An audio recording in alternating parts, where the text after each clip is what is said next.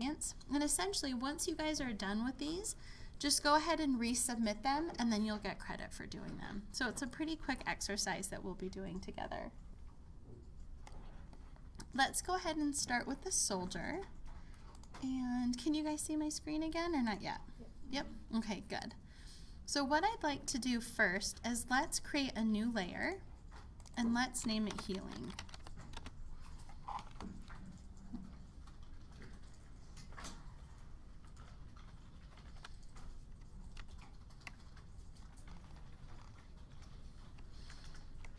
And today is going to kind of build up on some of the concepts from last week, where with some of these commands we are going to do sample all layers, and then sometimes we'll turn it off. And by making its own healing tool, our own healing layer, what we're able to do is to turn this on and off so we can refer back to the original to actually see the improvements we've made. So we're still preserving pixels. And to start this off, go ahead and type in J. It's the spot healing brush tool. It looks like a little band-aid. And I think that it works pretty straightforward. So you guys can't see my cursor, you just see the big red line. I'm making my brush about the size of his nostril. Honestly, that's about the size I am. So it's 30. Okay. And essentially all you need to do is kind of, I'm doing it wrong. Turn on sample all layers first. I forgot to do that part. And then as soon as you start clicking into kind of like the cracks or imperfections, you can see that Photoshop is analyzing all of the pictures in the adjacent area, and you see that they're starting to kind of fix themselves. Maddie, what's up? So my layers isn't popping up. So what you need to do is go to Window and look for layers, and it could be that it's just behind my screen or that you've docked it somewhere else. Oh, okay. Thank you. You're welcome. Did you find it? Yeah. Okay, good. I'm going to try to take care of this big one across his face, kind of by his nose area. Kind of fix down here a little bit. And here's what I like to do from time to time. So I'm going to zoom out again. So take a look at my screen. I like to turn off healing and then turn it back on. And what I'm looking for when I do that, you want to make sure that as you're healing the photo, that you're not adding another weird line across his face of where you healed it. So with me, instead of doing like one big long stroke, I find that it works better if it can just analyze like smaller groups of pixels. So sometimes I think going a little bit slower is better. So give that a try. Have any of you guys ever been at a photo printing center, like even Costco, and seen that they do digital restoration of photos? This is essentially what they're doing. And so you can essentially do it yourself now. Let me see.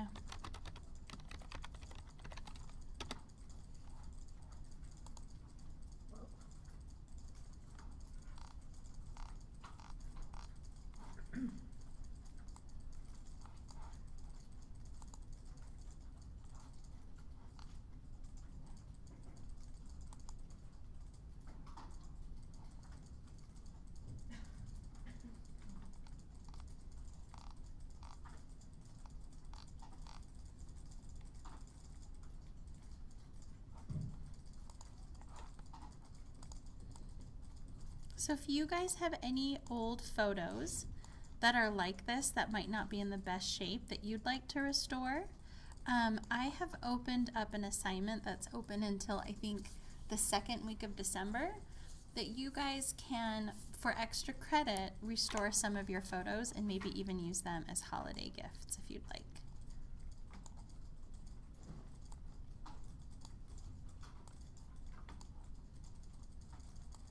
This one's pretty straightforward, right? Not much more to it.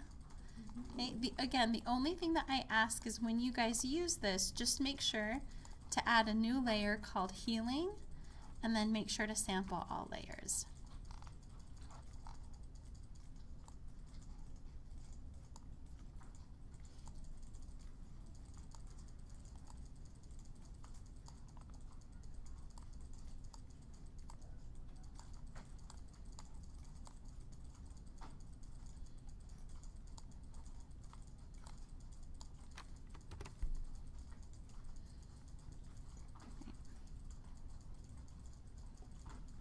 So I would say for working for 5 minutes, that did a really, really good job. And I'm pretty sure that Costco charged at least like $50 or $75 per photo. And then other places, depending on the lab, they charge even more because they even go in and try to fix the colors. But again, this is a tool that you guys have that you can use now. You can use it to restore photos, and you can use levels and hue saturation to try to fix the colors as well. Okay. I don't want to spend too much more time on this one. At the end of our lecture, you can come back and kind of keep on cleaning it up.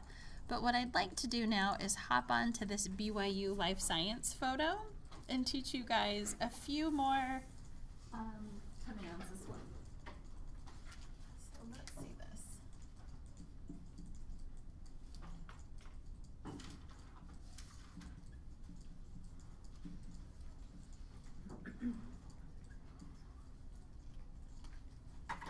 So for this next one, we're going to be using something called the clone stamp. So go ahead and meet me in this BYU Life Science, and then add another layer, and you can call it clone or you can call it fix layer, either one, but I'll meet you guys here.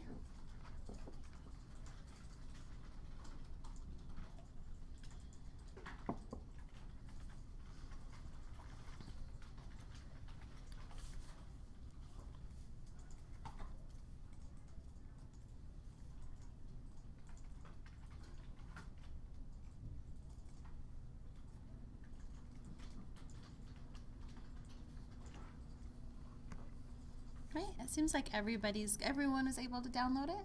Is that good? Okay. I'm gonna wait one more sec. Dave, do you need just another more minute?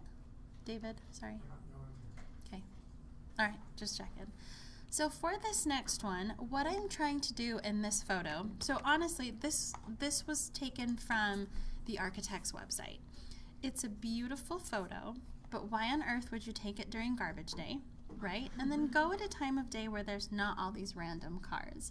So what we're going to do is we're going to try to frame the building a little bit better by, one, getting rid of this post right here, this lamp post. And then it's going to get a little tricky when we get down to the car, but you guys can decide if you want to fake another tree here. Before you fake another tree, I do want you guys to try and just make the car without it looking like it was in a collision. But then after that, you could also clone it just to make another tree, or you could just stop the post and make it look like it, you know, stops at the street sign. You guys can decide. But to start, let me show you how the clone stamp works. So I'm just zooming in over here, and actually before I zoom in too much, let me do this. Everybody type in S for the stamp tool. That's what it looks like. And on this one, I'm going to make my brush size a little bit bigger. So now I'm up to 90. Maybe that's too big. Let me go back down to 60 should be good. So if I want to cover this up with sky, what I want to do, so this really works just like a stamp pad. But the way that it works is, again, take a look at my voguing hands. So if this is where I stamp, okay, and then this is my cursor, it doesn't just stay there, but it moves around with it, right? So it's not just going back and dipping into the same ink, but they are staying essentially parallel, perpendicular, whatever. They're kind of moving in unison to each other. So it's not always going to come back here. So if up here, if right here is sky, but then above it I have another lamppost, as you go through, if you go up too high, you're going to start copying another lamppost. Or like this drawing, if I come too low, then I'm going to start copying the building. So just know that you might have to reset your stamp points every once in a while. The other thing about a sky is that if I come over here, so to set my stamp point, I hit Alt and then click. The thing that I'm always amazed by is that when I sample a sky over here, do you see how different it looks in this area? So when you're doing sky, make sure that you're pretty close to your actual source object, because I think you can kind of see that that's almost like a lighter shade of gray. So let's go back and try it together. So again, we've got a clone layer. Make sure to sample all layers. up top. And then I'm actually going to make this a little bit smaller. I still think even, I had it at 60, I think that that might still be too big. Okay, I think I'm going to stick with 45. And what I want to do to start, I'm going to stamp right above. So I'm going to do Alt-click right above that head.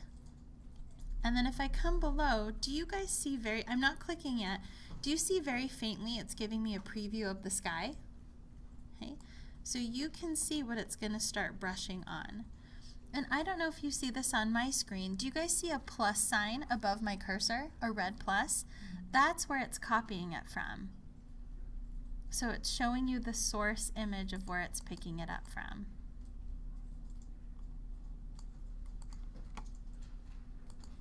So channel your Bob Ross, happy little sky.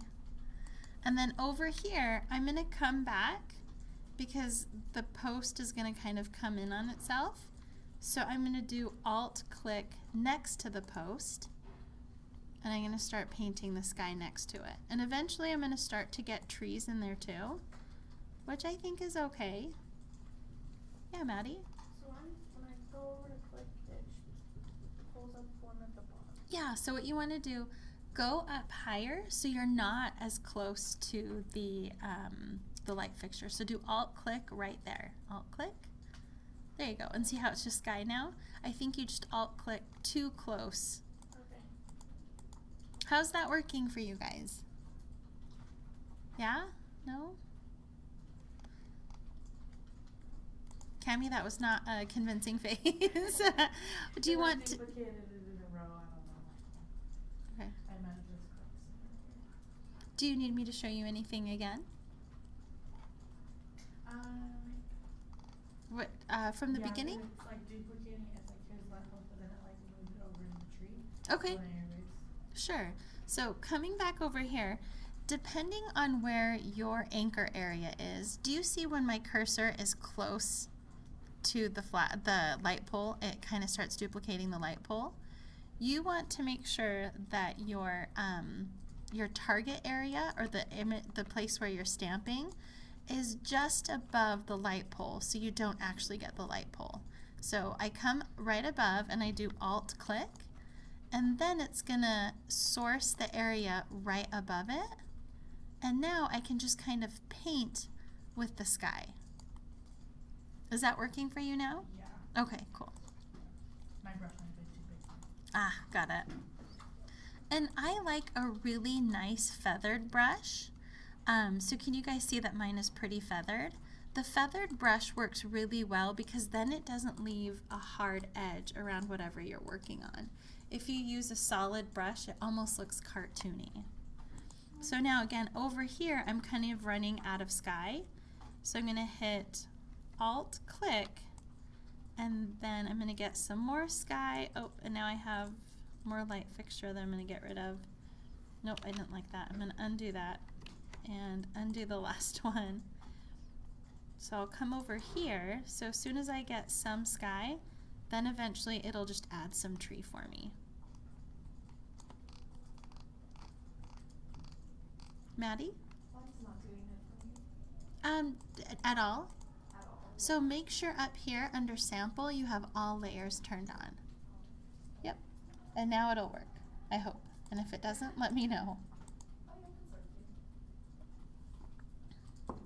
As I mentioned before, the tricky part will be this part of the light fixture. So even for me, do you see how I have to come back and find a new target point and probably even make my cursor a lot smaller?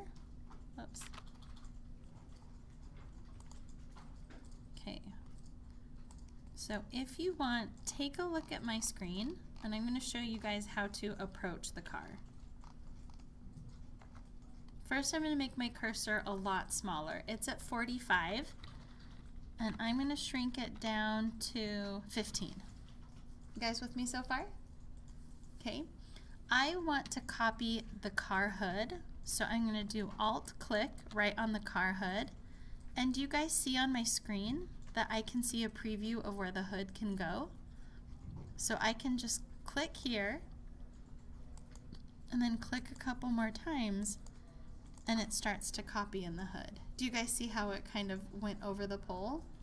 I'm going to do the same thing for the window. So Alt-click on the window, and then I'm being really careful with my cursor. And then I'm going to come back over and start again. And I have this line on the hood right here that I'm also going to copy. So Alt-click on that line, and then again, really slowly, I'm going to use that preview of the stamp before I click. And then if I kind of zoom in, not as much as I was, yes, it kind of looks like I have 3 rear view mirrors, but the pole is out of there. It's here, but you guys can go as far with that one as you want. But it's really the best advice I can give you is just keep resetting your stamp point. So I'm going to come here and get some grass. I'll come over here and get some curb. And that preview, I think, is really, really helpful to try and get it lined up to where you're trying to go.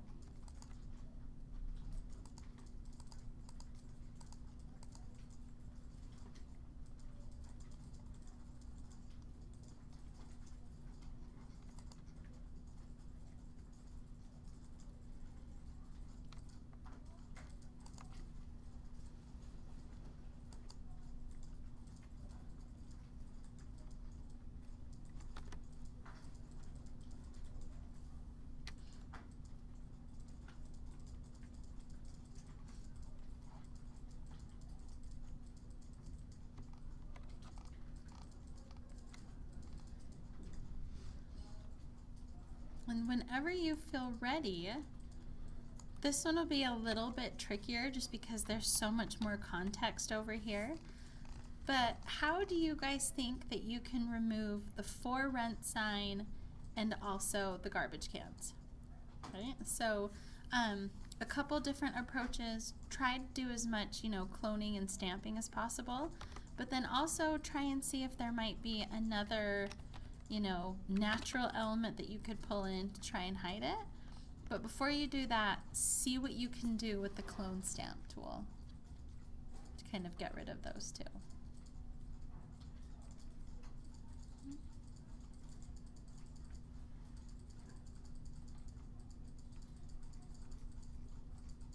So we're only like 10 minutes into this particular one. First impressions, is it being nice and doing it what you want it to do? Kind of getting the hang of it? Okay. Have the hang of cloning. I'm sorry for all the little clicks, especially the mice in this lab aren't the best. So your fingers might hurt a little bit later today. But what I wanted to do is also to go over the assignment with you guys, just to make sure it makes sense to you.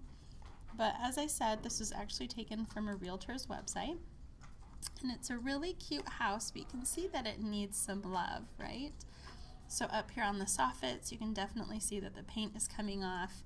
Even around the windows, there's some unfortunate wood decay as well. And in addition to that, I also want you guys to remove the house numbers, remove the mailbox, remove the light fixture. And so you're going to be doing a lot of different photoshopping techniques. So I'm going to keep the image open here. I'm going to pull the assignment over to the side. I'm going to kind of go through it step by step. So in my last class, there's a couple steps that people just completely missed. It's all in the rubric, so I want to make sure you guys get it. But to start, I want you guys to remove the security sign. And again, you can use that using the clone tool that I just showed you.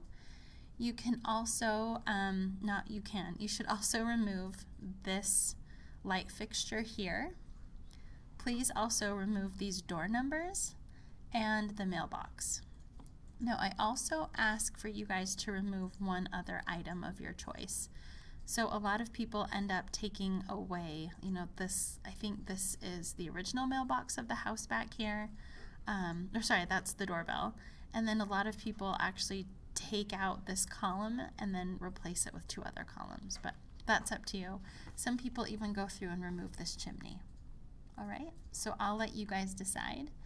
And then I want you guys to go online and find a mailbox that fits this house and insert a new mailbox as well as house numbers. So the house numbers, you can use text, whatever you want. You can go online and find like house numbers or something like that, but make sure you get something on there. I'm going to give you guys a plug of a new company that I love. I can't remember what it's called. Oh no, it's a local mailbox company and they make the most beautiful mailboxes. They're really modern. Oh my gosh, Naima. Brain. Okay, I'm like Modern Aspect. So look them up. They make really nice modern mailboxes that have house numbers as well as like a little planter on it. So check them out while you're working.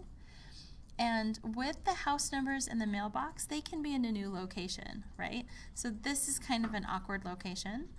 And then with the mailbox, when you put in a new one, make sure that the perspective looks right. So don't just grab any one, but make sure it's one that looks like it belongs on the house, okay? Clean up all the blemishes in the paint, including the walls and trim, windows, and roof. So this will take a minute because do you see all these like flecks of paint that are coming off the brick? I want you to fix all of those blemishes. And the windows, this one isn't too bad, but you can see here all along the roof line, there are several areas to heal, just like we did today. So heal all of those up. And then one of the last things that you'll do, I want you guys to introduce a new color scheme on the house. And I know this is subjective, but just make sure that it is a color scheme that, you know, looks nice, right? So we've got kind of an odd purplish pink maroon color here. And then we've got brown, and then we've got kind of a yellow color. I don't think it's the most color-pleasing palette, so I'd want you guys to try to find something a little bit nicer. So that's going to lean into your hue saturation colorize that we did before. So depending on how you do your colors, you might need to do one for the face and the shingles, and then you might want to do another one for the brick, right? You don't necessarily want them all to be the same color. If you do, it might be hard to try to color them all the same because taking red to like a gray color versus, you know, like the cream color to a gray, it'll be really different. So you might still have to do those separately. And then the last thing that I ask for, and this is the thing that people always miss, is cleaning up the landscaping. And so that you can just go through, maybe go online, add some more plants, trim up the ones that are there, especially this one that are right here in the camera view. So it's up to you to decide how you want to clean up the landscaping, but I do want you to take a look at that too. So again, this takes a lot of Photoshop skills. You might be doing some masking with the objects that you find online, like the mailbox, maybe the house numbers. You're going to be doing healing on the paint. You're going to be doing hue saturation to change the color, transformations to get the objects to fit, and then clone stamping to remove some of these items, kind of covering it back up with brick. Okay. And this file tends to get really big, and so for this one, I just want you guys to turn in a JPEG when you're done. And at the beginning of class next week, I'm going to pull them all up so we can see what you guys did. It's kind of fun to see how, you know, 15 different designers can take on the design of one house. Any questions on this one? Just make sure that you turn it in before the beginning of class. One thing I mentioned in my last Revit class, I'll be doing it in all of my classes, I am still getting caught up with all of the midterm grading. So at midterm, I opened up a few assignments for people to resubmit. So I'm still getting caught up on grading, and it'll probably take me another 2 weeks. So until about Thanksgiving break, I am just going to have all of the assignments due the week after they're due, rather than keeping it open for a week and then reopening stuff, just because I have 5 classes this semester and 15 to 20 students per class. It's a lot of grading. So until I can get caught up, I'm just going to keep everything closed. About the last 4 days or so, a few people did reach out to resubmit stuff. just put it on hold until after Thanksgiving. So I may not have even responded to it. I always at least like to reply. Most of the replies is remind me when I'm in class, but you may not have even gotten a response, so please just wait until after Thanksgiving. All right? Okay. When you are working, like for example, sometimes we work at such a zoomed in area that we kind of lose track of what we're doing, right? And all of a sudden you zoom out and you're like, whoa, that looks terrible. By putting the cloning on a separate layer, you can actually come on that layer and erase what you've done. So see how I'm bringing the pole back? So you can do that too. If you've gone too far, you can go back and erase it and then essentially redo it. I think that's one of the best things about putting it on its own layer. Then you're not dependent on having to go through your history and finding that spot where you went too far. You just go on that layer, erase it, and then essentially redo it.